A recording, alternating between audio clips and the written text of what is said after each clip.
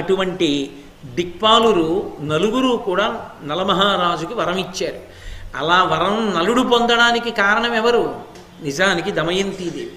దమయంతీదేవి యొక్క పరిణతి వలన నలుడు అటువంటి వరాలని పొందాడు. చాలా సంతోషంగా కాలం గడిచిపోతోంది. ఈ దేవతలు తిరిగి వెళ్ళిపోతున్నారు అమరలోకానికి.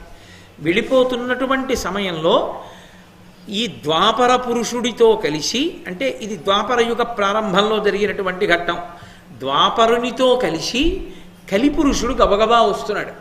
వస్తుంటే నలుగురు అడిగారు, ఎక్కడికి వెళ్ళిపోతున్నావు అంత కంగారుగా? కలిపురుషుడు అన్నాడు. కలిపురుషుడు అంటే చాలా వికృతంగా ఉంటాడు. ఇప్పుడు ఆయన వర్ణన ఎందుకులేండి, చాలా వికృతంగా ఉంటాడు. ఆయన అన్నాడు, దమయంతీదేవి స్వయంవరం జరుగుతోందంటే అక్కడికి వెడదామని వెడుతున్నాను, వరమాల వేస్తుందేమో అన్నాడు. వాళ్ళన్నారు నవ్వి, నీ మెడలో వరమాల వేస్తుందేమో అని వెడుతున్నావా? అతిలోక సుందరి దమయంతి, ఆమె వివాహం అయిపోయింది నలమహారాజు గారితో అన్నారు. కలిపురుషుడు అంటేనే నిష్కారణ కోపం ఉండేటటువంటి వాడు. కాబట్టి ఆయన అన్నాడు, ఆ తెరి నేను వెళ్లకుండా అయిపోయింది ఆ స్వయంవరం. ఈయన వెళ్ళేదాకా స్వయంవరం ఎందుకు ఉంటుంది? ఈయన స్వయంవరానికి వెళ్ళాలి కానీ. కాబట్టి నేను వెళ్లకుండా స్వయంవరం అయిపోయిందా, నలుణ్ణి వరించిందా, ఆ నలదమయంతులు ఇద్దరూ సంతోషంగా కాలం ఎలా గడుపుతారో నేను చూస్తాను. వాళ్ళిద్దరినీ అష్టకష్టాలు పెట్టి వాళ్ళిద్దరినీ విడదీసేసి వాళ్ళు ఏడ్చేటట్టుగా చేస్తాను, వాళ్ళని ఎన్ని బాధలు పెడతానో చూడండి అన్నాడు. అని తిన్నగా నిషధరాజ్యానికి వచ్చి నలచక్రవర్తిలోకి ప్రవేశించాలని ప్రయత్నం చేశాడు. ఎందుకంటే కలిపురుషుడు ప్రవేశించాడు అనుకోండి, బుద్ధి పతనం అవుతుంది, బుద్ధి సక్రమంగా ఉండదు. ఇంకా బుద్ధి కానీ గడ్డి తిందా, చెయ్యకూడని నిర్ణయం చేసేస్తాడు. చేసేసాడా జారి కింద పడిపోతాడంతే, ఎంత పెద్దవాడు. అందుకే ఆ కలిపురుష ప్రవేశం జరిగింది అంటే చేసుకునేటటువంటి నిర్ణయాలలో దోషం వస్తుంది. నీ కలిపురుషుడు నలుడిలో ప్రవేశించాలని ప్రయత్నం చేశాడు. కానీ ఆయన మహాధర్మమూర్తి అయి నిరంతరం యజ్ఞయాగాది క్రతువులు చేస్తూ బ్రాహ్మణులకు విశేషమైనటువంటి దానాలు చేస్తూ ఆయన ఉన్నాడు. అటువంటి నలునియందు ఎలా ప్రవేశిస్తాడు? ప్రవేశించడం కుదరలేదు. కుదరక ఎదురు చూస్తున్నాడు. ఆ ఎదురు చూస్తున్నటువంటి సమయంలో అనుకోకుండా ఒక అవకాశం లభించింది కలిపురుషుడికి. ఒకప్పుడు నలుడు మూత్ర విసర్జన చేసి కాళ్ళు కడుక్కోవడం మర్చిపోయి సంధ్యావందనం చేయడానికి వెళ్ళిపోయాడు. మూత్ర విసర్జన చేస్తే శౌచం పోతుంది, వెంటనే శౌచం పోతుంది. కాబట్టి కాళ్ళు కడుక్కుని ఆచమనం చెయ్యాలి. ఆచమనం పోని చేయకపోయినా కనీసంలో కనీసం 2 కాళ్ళు కడుక్కుంటే తప్ప ఏ పని చేయకూడదు. అలా పొరపాటున చేశారనుకోండి, విరుద్ధ ఫలితాలు ఇస్తాయి, అవి సత్ఫలితాలు ఇవ్వవు. మూత్ర విసర్జన చేసి కాళ్ళు కడుక్కోకుండా, అదే కాదు శమంతకోపాఖ్యానం, ప్రసేనుడు చేసింది అదే, అందుకే చచ్చిపోయాడు సింహం చేతిలో. కాబట్టి ఆ సంధ్యావందనం చేసేసుకోవాలన్న త్వర కాళ్ళు కడుక్కోవడాన్ని మరిచిపోయేటట్టు చేసింది. పాపం ఆయన మనసులో ధర్మాన్ని విడిచిపెట్టలేదు. ధర్మమునందు పూనికే శౌచమునందు దోషం వచ్చింది. యమధర్మరాజు గారు ఇచ్చిన వరం పాడైందని మీరు అనుకోకూడదు. ఇప్పుడు కాళ్ళు కడుక్కోలేదు కాబట్టి, శౌచం లేదు కాబట్టి నలుడిలోకి ప్రవేశించడానికి కలికి అవకాశం కలిగింది. కలిపురుషుడికి అవకాశం కలిగింది కాబట్టి ఉత్తరక్షణం ఇక ఆలోచించకుండా కలిపురుషుడు నలమహారాజులోకి ప్రవేశించేసి ఈలోగా ద్వాపరుణ్ణి పాచికలలోకి ప్రవేశించమని అడిగి తాను నలునిలోకి ప్రవేశించి, పుష్కరుడు అని నలుడికి సోదరుడు అవుతాడు, ఆ పుష్కరుడి దగ్గరికి వెళ్ళి, నీకు మహాద్భుతమైన అవకాశం వచ్చింది, ఇప్పుడు నలుడు ఓడిపోతాడు.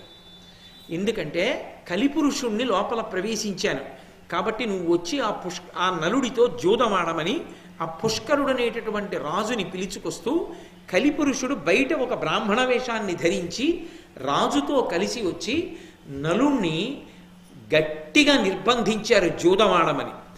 ఆయన అనుకున్నాడు, ధర్మమునందు విశేషానురక్తి కూడా ఒక్కొక్కసారి చిక్కు తెచ్చిపెడుతూ ఉంటుంది. నలమహారాజు అనుకున్నాడు, జూతార్థము తత్కితవాహుతుడనై జూదమాడకుండుట ధర్మాపేతంబని అభిముఖుడై ఆతనితో నలుడు జూదమాడగడంగెన్. ఎవరైనా వచ్చి జూదానికి పిలిస్తే, అంటే అందరినీ కాదు, రాజ్యమేలే ప్రభువుని. ఆ కోటేశ్వరారు భారతం చెప్తూ చెప్పారండి, అందుకు వెళ్ళారండి అని నా మీద పెట్టద్దు. నేను చెప్పిన ధర్మం ఎవరికి అన్వయం అవుతుంది అంటే భూమండలాన్ని ఏరేటటువంటి మహారాజులకు. అసలు వాళ్ళు ఇప్పుడు లేరు, భూమండలాన్ని ఏలే మహారాజులు అన్నవారు లేరు. కాబట్టి ఈ సిద్ధాంతం అన్వయం అయ్యేవాడు లేడు, రేపు నా పేరు చెప్పవలసిన వాడు లేడు. కాబట్టి మహారాజునయ్యుండి నన్ను జూదానికి ఆహ్వానిస్తే నేను వెళ్లకుండా ఉండకూడదు. ధర్మయుద్ధం ధర్మజూదం రెండూ సమానం కనుక నేను జూదానికి వెళ్ళాలి అనుకుని బయలుదేరాడు. కానీ ఆ జూదానికి ఒక లక్షణం ఉంది, అది రెచ్చగొడుతుంది మనిషిని, రెచ్చగొట్టే లక్షణం ఉన్నది. కాబట్టి అక్కడికి వెళ్ళి ఆ జూదం ఆడడం మొదలుపెట్టాడు. ఆ మొదలుపెట్టినప్పుడు కలధనములెల్లనుడ్డుచు అలయక జూదమున విజితుడగుచుండే నిజాప్తులు వారించిన నుడుగక నలుడు కలిప్రేరణంబునను హతమతి అయి. కలి ప్రవేశించకుండా ఉంటే నలుడి బుద్ధి ఇంకోలా ఉంటుంది. ఏదో కాసేపు పందెం వేసి ఆడానుగా వచ్చానుగా పిలిచావు చాలు, రాచకార్యం ఉంది, లేచి వెళ్ళిపోతాడు. కానీ కలి ప్రవేశించి ఉన్నాడు కాబట్టి బుద్ధి సక్రమ నిర్ణయం చెయ్యదు ఇప్పుడు. కాబట్టి కలధనములెల్ల ఒడ్డుచు తనకున్నటువంటి ధనాన్నంతటినీ ఒకదాని తర్వాత ఒకటి ఒకదాని తర్వాత ఒకటి ఒకదాని తర్వాత ఒకటి వడ్డడం మొదలుపెట్టాడు. ఒక్కొక్కటి ఓడిపోతున్నాడు, గెలుపన్నది లేదు, అన్నీ ఓడిపోతున్నాడు. ఎందుకని? పాచికలలోకి అప్పటికే ద్వాపరుడు ప్రవేశించి ఉన్నాడు, పుష్కరుడికి అనుకూలంగా పందెం పడుతోంది. గమనించట్లేదు నలుడు, అదే పనిగా ఆడుతున్నాడు జూదం, అదే పనిగా ఓడిపోతున్నాడు. బ్రాహ్మణులు చూశారు, అరే రే ఏమిటి నలమహారాజు ఇవాళ ఇలా ప్రవర్తిస్తున్నాడు, ఏదో ధర్మజూదం అని చెప్పి వెళ్ళాడు, పోనీ ఏదో 2 పందాలు ఆడి లేచిపోవచ్చేని దోషం రాదు, కానీ ఇదేమిటి అదే పనిగా ఆడి ఉన్నవన్నీ ఓడిపోతున్నాడు, చివరికి రాజ్యభ్రష్టుడైపోతాడా ఏమి అనుమానం వచ్చింది. వచ్చి అంతఃపురంలోకి వెళ్ళి దమయంతీదేవిని పిలిచారు. అంటే ఆవిడ పరిణతి ఏమిటో అర్థం చేసుకోవచ్చు. పిలిచి, అమ్మా నువ్వు వచ్చి చెప్పమ్మా, ఎవరు చెప్పినా వింటలేదని దమయంతీదేవిని వెంట పెట్టుకుని బ్రాహ్మణులు వచ్చారు. అంటే బ్రాహ్మణుల మాటకి దమయంతీదేవి అంతఃపురాన్ని కూడా విడిచిపెట్టి వస్తుంది, ఆమెకున్న బ్రాహ్మణ భక్తి అటువంటిది. కాబట్టి ఇప్పుడు ఆవిడ వచ్చి వారించింది, నాథా వద్దు, ఇంకా నా మాట వినండి, ఇంకా ఆడకండి అని చెప్పింది. ఎంత యోటుబడిన అంతయ జూదంబునందు తగుల చలము నతిశయిల్లు ఏమి సేయుదాన ఇది ఎగ్గునకు మూలమని లతాంగి దుఃఖితాత్మయగుచు. నలుడు కనిపెట్టలేకపోయిన దానిని దమయంతీదేవి కనిపెట్టింది.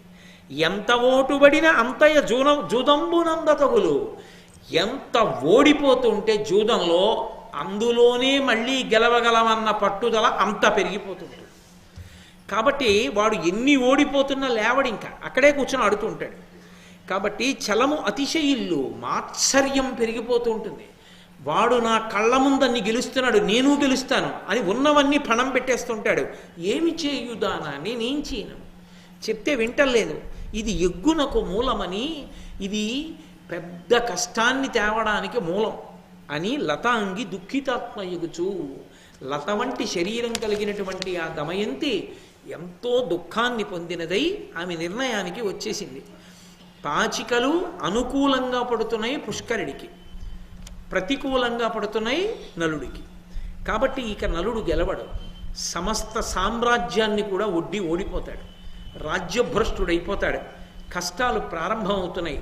కాబట్టి ఇక చిట్ట చివరి పందెం పడిపోయి నలుడు రాజ్యభ్రష్టుడు అన్న తర్వాత బయటికి వెళ్ళిపోతే పిల్లల్ని కూడా తీసుకెళ్ళాలి.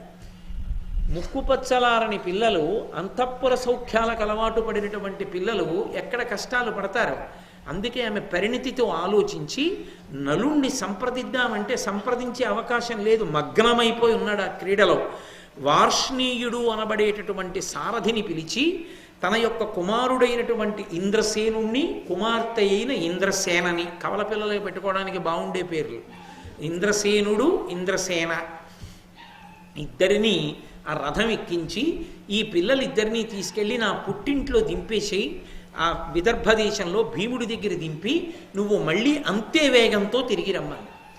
ఆయన వెళ్ళాడు, పిల్లలిద్దరినీ అక్కడ దింపేశాడు. తాతగారింట్లో మనవల్ని దింపితే పెద్దదానికి కారణం ఏముంటుంది, ఏదో ఆడుకోవడానికి పంపించింది తల్లి. ఆ రథంలో దింపేశాడు, ఏమీ చెప్పలేదు, మళ్ళీ వెనక్కి వచ్చేసింది రథం. ఈ రథం వెనక్కి వచ్చే లోపల నలమహారాజు ఆవిడ అనుకున్నట్లుగానే సామ్రాజ్యాన్నంతటినీ కూడా ఓడిపోయి కట్టుబట్టలతో, అది తప్ప ఇంకొకటి లేదు, రథం కూడా లేకుండా కట్టుబట్టలతో దమయంతీదేవిని తీసుకుని నగర పొలిమేరలకు వెళ్ళి 3 రోజులు ఉన్నాడు. పలకరించిన వాడు లేడు, అన్నం పెట్టినవాడు లేడు. ఎందుకని? కలిపురుష ప్రవేశం జరిగినటువంటి నలుని యందు అంత విముఖత పొందారు ప్రజలు. అసలు కలిపురుషుడే కల్పిస్తాడు ఆ స్థితి కూడా. కేవలం నీళ్లు తాగి ఆకలి తీర్చుకున్నాడు. 3 రోజులు అయిపోయింది. ఇక ఆకలి తట్టుకోలేకపోయాడు. పక్కన భార్య అసలు తట్టుకోలేకపోయింది ఆకలి. ఈ కథంతా ఎవరికి చెప్తున్నారు? బృహదాశ్వుడు అనబడేటటువంటి మహర్షి ధర్మరాజు గారి దగ్గరికి వచ్చాడు. వస్తే ధర్మరాజు గారు అన్నాడు, మేమింత పౌరుష పరాక్రమాలు కలిగిన వాళ్ళని సత్యానికి కట్టుబడి అరణ్యంలో ఉన్నాం, మృగాల్లా మాలా అరణ్యాల్లో తిరిగిన రాజులు ఉన్నారా అని అడిగాడు. అది మాట గొప్పతనం అంటే.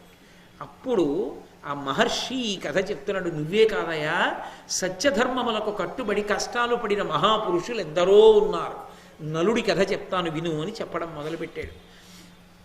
చెప్తూ ఈ కథ చెప్తున్నాడు. తెల్లబోయి వింటున్నాడు ధర్మరాజు. మనకన్నా కష్టాలున్నాయే వీళ్ళవి అని. నీకే ఉంది, సోదరులు ఉన్నారు పక్కన, నీకు పక్కన 20,000 మంది సేవకులు ఉన్నారు, రథాలు ఉన్నాయి, కొన్ని వేల మంది బ్రాహ్మణులు ఉన్నారు. నలదమయంతులకు ఎవరున్నారు? కట్టుకున్న బట్టతో దంపతులు ఇద్దరు అడవికి వెళ్ళిపోయారు. 3 రోజులు అన్నం లేదు మహారాజుకి.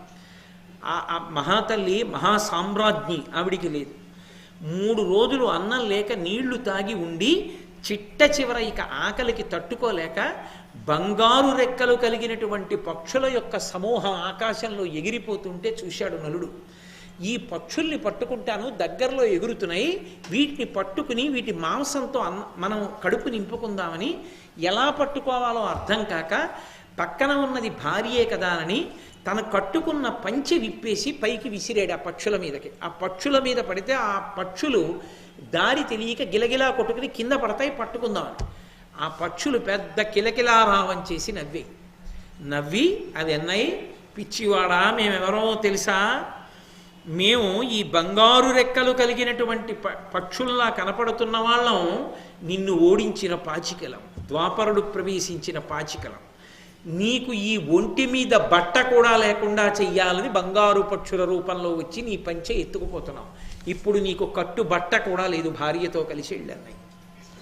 కట్టుకోవడానికి బట్ట లేకపోతే దమయంతీదేవి తాను కట్టుకున్న బట్టనే నలమహారాజు గారికి కూడా ఇచ్చిందంటే, ఆవిడ కట్టుకున్న చీరనే ముక్క చేసి ఒక ముక్క ఆవిడ కట్టుకుంటే ఒక ముక్క నలుడు కట్టుకున్నాడు. భార్య చీర యొక్క సగభాగాన్ని ఎవరు? సార్వభౌముడు, ధరణీమండలాన్నంతటినీ కూడా ఏలినటువంటి వాడు. విమలాతపత్రముల్ వెలయగల్గిన రేడు వర్షాతపతముల మెలగెనేడు తన కన్నుసన్న దొరలచే తన యాజ్ఞకును విభుండు వెలయ ఒక్కని యాజ్ఞ మెలగెనేడు. విమలాతపత్రముల్ వెలయగల్గిన రేడు వర్షాతపతముల మెలగెనేడు భయత కోదండ ఖడ్గముల్ పట్టు వీరుడు గరిటయూ క్రోవియూ పెట్టనేడు అధమ విధమున ఇట్టిదే విధికృతంబు విపుల కేసరి నక్కట పిల్లి చేసే అంటారు చిత్రనిలయంలో. అలా అంతటి సార్వభౌముడు ఈ స్థితిని పొందాడు. భార్య బట్టలో కొంత భాగాన్ని కట్టుకుని ఇద్దరూ కలిసి అరణ్యంలో వెడుతున్నారు. వెడుతుండగా ఆ అరణ్యంలో ఒక 4 దారుల కూడలి కనపడింది. నలుడు చూసి అన్నాడు భార్య వంక, తినడానికి తిండి లేదు, ఒంటి నిండా బట్ట లేదు, సగం బట్ట తను కట్టేసుకున్నాడు, 4 రోజులు అయిపోయింది, పరమదీనంగా ఉంది దమయంతీదేవి.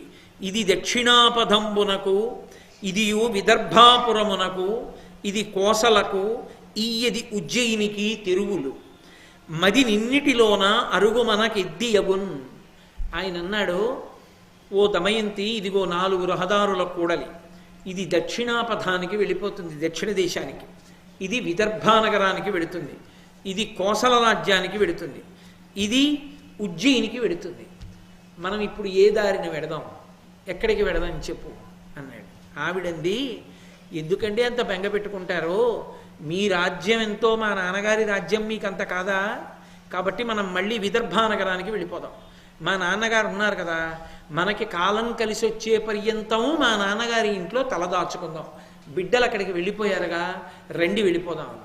ఆయన అన్నాడు, ఒకానొక నాడు ఎంతో గొప్ప స్థితిలో ఉన్నటువంటి వాడిగా మహారాజుగా మీ ఇంటికి వచ్చాను, బంధువుల యొక్క గౌరవాన్ని పొందాను, ఇవాళ అన్నీ పోగొట్టుకున్నవాడిగా, భార్య చీరలో సగభాగం కట్టుకున్నవాడిగా వచ్చి మీ నాన్న ముందు ఏమి నిలబడను, ఏం మర్యాదగా ఉంటుంది, నాకేం గౌరవంగా ఉంటుంది. అందుకని వద్దు, మనం అరణ్య మార్గాన్ని పట్టి వెడదాం అంటే దమయంతీదేవి మీరు మీ మంకు పట్టు అనలేదు. ఆవిడంది, ఎందుకంత బెంగ పెట్టుకుంటారు, ఎందుకంత కష్టంలో ఉన్నానన్న భావన పొందుతారు. అధిక దుఃఖ రోగార్తునకు ఔషధంబు సురుచిరంబకు భార్యయ చువెయందు ఉనర భార్యాసమేతుడై యున్నవానికి ఎంతలయ్యును ఆపదలు ఇరుకపడవు. తెలుగు సాహిత్యంలో మకుటాయమానమైనటువంటి పద్యం ఈ పద్యం. అసలు దాంపత్యం అంటే ఏమిటో చెప్పినటువంటి పద్యం.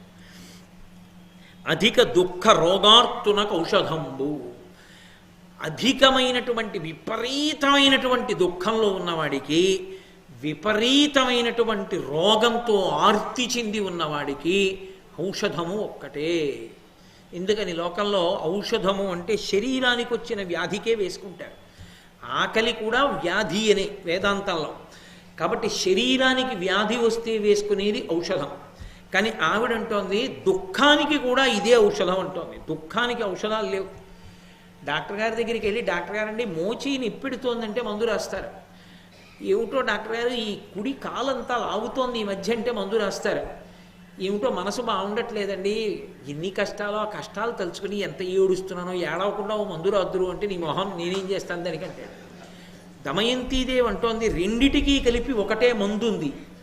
ఆ మందు పక్కన ఉండగా ఈ రెండు పురుషుని యందు ప్రకోపించవు, ఈ రెండు ఉండవు. ఎందుకో తెలుసా? ఈ రెండిటికి ఉపశాంతి ఒక ఔషధి ఉంది, ఆమెయే భార్య. పరమసత్యం. ఎందుకో తెలుసా? శరీరం బాగున్నంతసేపు చుట్టూ ఉండేవాళ్ళు చాలామంది ఉంటారు. కానీ శరీరానికి ఏదైనా ఉగ్రమైనటువంటి రోగం వచ్చిందనుకోండి, ఆ రోగం వచ్చినప్పుడు బెడ్ రెస్ట్ అంటారు, మీరు ఇంట్లోనే ఉండి విశ్రాంతి తీసుకోండి అంటారు.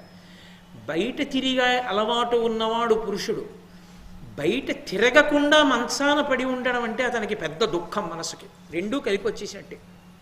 ఈ రెండూ కలిపి వచ్చినప్పుడు అతనికి స్నేహితురాలై, ఆమెయే బయట ప్రపంచమంతా అయి ఆయన్ని ఊరటపరుస్తూ, ఆయన మూర్ఖత్వాన్ని భరిస్తూ, ఎంతో ఉత్సాహపరుస్తూ, ఆయన వ్యాధి తగ్గాలని మనస్ఫూర్తిగా ఆయన మళ్ళీ బయట తిరగాలని కోరుకుంటూ, ఎంతో ఓర్పుతో ఆయన్ని సంతోషపెట్టడానికి ఆయన బాధని మూర్ఖత్వంతో కలిపి తనుపుచ్చుకొని ఆయన్ని సంతోషపెట్టడానికి తను పడేటటువంటి పరిశ్రమ భార్యది లోకంలో మాటలతో చెప్పడానికి సాధ్యమయ్యేటటువంటిది కాదు. నేను ఈ మాట అన్నాను అని మరోలా అనుకోవద్దు. పురుషుడు అంతలా భార్యకి చెయ్యలేడు. సాధారణంగా లోకంలో చూడండి, భర్త అనారోగ్యం వచ్చి ఉంటే మీ వాళ్ళు ఎవరినైనా వచ్చి మీకు చెయ్యమనండని భార్య అందం. భార్యకు అనారోగ్యం వచ్చి మంచాన ఉంటే వేరొక ఆడసాయం ఎవరినైనా తీసుకొచ్చి పెడతాడు భర్త. కానీ భర్తకి ఇంతకన్నా నా జీవితానికి గొప్ప సేవ ఏముందని ఆమె భర్తని మొయ్యలేకపోతే ఆయన చేతిని తన మెడ చుట్టూ వేసుకుని బరువుని మోస్తూ అతి కష్టం మీద తీసుకెళ్తున్నప్పుడు అతను ఏ గడపో తన్నుకుని తిడుతూ ఉంటే నేను ఎక్కడ మోయగలనండి మిమ్మల్ని అని కూడా అనకుండా ఆయన చిన్నబుచ్చుకుంటారని ఓర్పుతో ఆయనని ఊరట పెట్టడానికి ప్రయత్నించినటువంటి భార్యలు, అటువంటి విశ్రాంతి స్థానముల చేత ఈ దేశానికి పేరొచ్చింది. 3 రోజులు పెళ్లి చేసుకుని 4వ రోజులు విడాకులు ఇచ్చేటటువంటి స్త్రీలున్న దేశం కాదు. తమ పాతివ్రత్యము వలన నెలకొక వాన కురిపించినటువంటి మహిళామణులు ఉన్నటువంటి దేశం ఈ దేశం. వాళ్ళ వలన ఖ్యాతికి కారణమైంది. కాబట్టి ఎంత గొప్ప మాటందో నా తల్లి దమయంతీదేవి. పురుషుణ్ణి బాధ పెట్టడానికి కాదు భార్య ఉండేది. భార్య పురుషునకు విశ్రాంతి స్థానము. ఎంతమంది లేకపోనివ్వండి, ఆమె ఒక్కతే ఉంటే పురుషుడికి జీవితం వెళ్ళిపోతుంది. ఎంత సంతోషంగానో కాలం గడిచిపోతుంది. ఆమె ఒక్కతే లేకపోతే ఆ ఇల్లు ఇల్లే కాదు. నిజానికి ఇల్లు ఎందుకయిందంటే ఇల్లాలు ఉంది కనుక. ఇల్లాలు లేకపోతే అది ఇల్లే కాదు. కాబట్టి ఆమె నలమహారాజుతో అంటోంది, అధిక దుఃఖరోగార్తున కౌషధంబు సురుచిరంబుగ భార్యయే చువేయందు. భార్యయే పురుషునకు మానసిక దుఃఖానికి శారీరక దుఃఖానికి కూడా ఉపశాంతి స్థానము. ఒనర భార్యా సమేతుడయ్యున్నవానికి ఎంతలయ్యును నాపదలెరుకపడవు. అనుకూలవతి అయినటువంటి భార్య పక్కన ఉండగా ఎన్ని ఆపదలు రానివ్వండి పురుషుడు కందిపోడు, సంతోషంగానే ఉంటాడు. నేనుండగా మీకెందుకు, మీకు ఆపదేమిటి? ఎవరిని అడుగుతోంది? ఏమంటే కట్టుకోవడానికి పూర్తి చీర లేదు అని సిగ్గుపడవలసింది తను.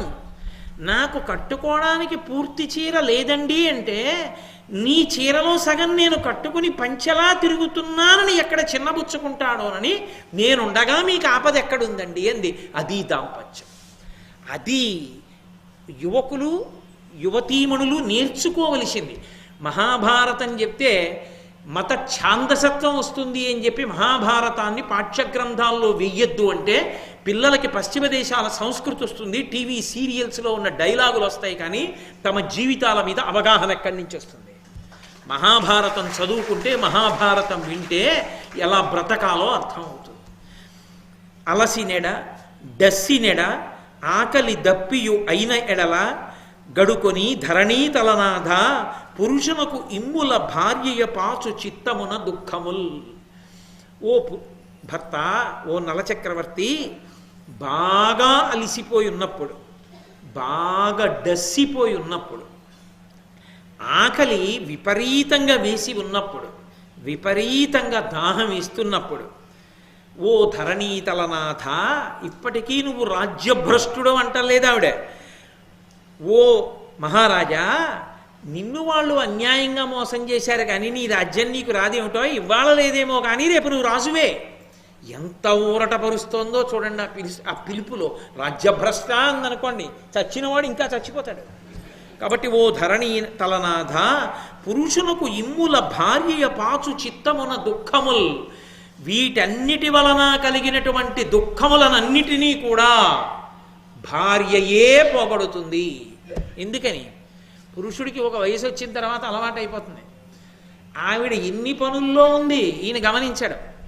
ఈయన మాత్రం 9:30 అయ్యేటప్పటికి ఏమాయ్ అంటే పెట్టేస్తున్నాను, ఒక్క నిమిషం ఉండండి, ఇదిగో పిల్లలకి పాలు పడుతున్నానా, ఉండండి ఒక్క నిమిషం పెట్టేస్తాను. ఏడు మీ మొహం, ఎప్పుడూ 9:30కి టిఫిన్ ఎట్టేయాలా? పెడుతూ మనవలకి పాలు పట్టడం కొత్తగా ఒకటి వచ్చిందా ఇప్పుడు, అది చేస్తున్నానా, ఏం పెట్టుకు తినలేరా? ఆ పలహారం పళ్ళెల్లో పెట్టుకోవడం రాదు అని అందో, వస్తున్నాను ఉండండి పెట్టేస్తాను ఒక్క నిమిషం అని మనవల్ని ముద్దులాడుతుంది. మీ తాతే 9:30 అయ్యేటప్పటికి పలహారం పెట్టేయాలి కదూ, లేకపోతే ఉండలేరు కదూ, అందుకని తాతగారికి పలహారం పెట్టేస్తాను, గబగబా తాగేనన్నా గబగబా తాగే అని వాడిని బతిమాలుకుంటుంది. అర్థం చేసుకోలేని వాడిని తప్ప తినేస్తాడు మీ తాత టిఫిన్ పెట్టకపోతే అమ్మా అంత మనవల్ని. కాబట్టి ఆకలికి అసలు ఆమె ఆప్యాయత ఔషధం, ఆమె మాట ఔషధం, దాని చేత కడుపు నిండుతుంది. దాహానికి ఆమె మాట ఔషధం. ఆమె ఈయన లేచి మంచినీళ్ళు తెచ్చుకోలేడు కానీ అదో ప్రేమ అంతే, బద్ధకమని కాదు, అలా అలవాటు అయిపోతుంది. ఆ ప్రేమ అటువంటిది. అంటే మీరు అలాంటి పనులు చేస్తుంటారా అని అడగండి. నేను ఏదో అన్నాను కదా అని అవన్నీ నేను చేసేవాడిని అని మీరు అనుకోకూడదు. మీ మీద పెడితే బాగుండదని నా మీద పెట్టుకుంటున్నాను. కాబట్టి డస్సినెడా బాగా బడలిక పొందితే వెంటనే ఇంటికి వస్తూనే బడలిపోయాననగానే మొదట పిలిచే పిలుపు ఎవరిది అంటే భార్యనే పిలుస్తాడు. ఆకలి దప్పియునైనా, ఆకలి వేసిన పసిపిల్లాడు ఎలా ఏడుస్తాడో అలా ఆకలి అయిగానే ఆవిడ్నే పిలుస్తాడు. దప్పిక దాహం ఇస్తే ఆవిడ్ని పిలుస్తాడు. గడకొని ధరణీ తలనాథ పురుషునకు ఇమ్ముల భార్యయు పాచు చిత్తమున దుఃఖముల్. మనస్సులో ఎప్పుడెప్పుడు ఏ దుఃఖం చేరుతోందంటే అప్పుడు భార్య తీసేస్తుంది. ఆ భార్యని నేను పక్కన ఉండగా నీకు దుఃఖం ఏమిటయా, ఏమిటి అడవికి ఎడదాం, మన ఇద్దరం పాపం నువ్వు ఇలా ఉన్నావు అలా ఉన్నావు అంటాయేంటి? ఏం లేదు, మన ఇద్దరం ఒకరి పక్కన ఒకరు ఉండగా మనకి దుఃఖం అన్న మాటే లేదు, పరమ సంతోషం అంతే. మీ పక్కన నేను, నా పక్కన మీరు ఉన్నంతకాలం దుఃఖం అన్న మాటకు అవకాశం లేదు. దుఃఖం అన్న మాటకు అవకాశం ఎప్పుడైనా ఉంటే ఎప్పుడో తెలుసా? ఆ మాట నీ చెప్పక్కర్లేదు అప్పుడు. కాబట్టి ఎందుకు అమంగళకరమైన ప్రస్తావన? కాబట్టి మనిద్దరం పక్క పక్కన ఉండగా మనకి దుఃఖం ఏమిటి? దుఃఖపడకండి అంది. అంటే ఇద్దరూ కలిసి వెళ్ళారు. ఒక పాడుపడిపోయినటువంటి గృహం లాంటి గృహం కనబడింది. అందులో మట్టి కొట్టుకుపోయినటువంటి శరీరంతో 4 రోజుల నుంచి అన్నం తినని కారణం చేత విపరీతమైనటువంటి బడలికకి గురై, ఎక్కడ నేను అన్నం తినకపోవడం వల్ల నీరసంగా ఉన్నానంటే దానివల్ల భర్త మరింత నొచ్చుకుంటాడో అని తన ఆకలి కూడా చెప్పకుండా, తను ఇంత కష్టంలో ఉన్నా కూడా భర్తని ఊరడిస్తూ మాట్లాడుతుంటే, అయ్య పిచ్చి ఇల్లాలా, ఎంత మంచిదానివి దొరికావే, ఆనాడు వచ్చి వద్దండి ఆడద్దన్నప్పుడు నీ మాట వినుంటే నేను ఎంత బాగుపడేవాడినే, నీ మాట లక్ష్య పెట్టలేదు, ఎంత కష్టపెడుతున్నానని ఆమె మంచితనాన్ని భరించలేక నలచక్రవర్తి ఏడుస్తుంటే. అందుకే అరణ్య పర్వంలో వచ్చినటువంటి నలదమయంతుల కథ చాలా పెద్ద ఉపాఖ్యానం, కానీ అది బహురసవత్తరం. ఆ నలదమయంతుల కథ ప్రత్యేకంగా వింటారు కోరి. ఎందుకో తెలుసా? సమస్త దుఃఖోపశమనం అది వింటే. కలిపురుషుడు బాధ పెడుతున్నవాడు వదిలిపెడతాడు ఇది వింటే. అందుకే నన్నయ్య గారు కూడా పట్టం కట్టి వర్ణించారు ఈ ఉపాఖ్యానాన్ని.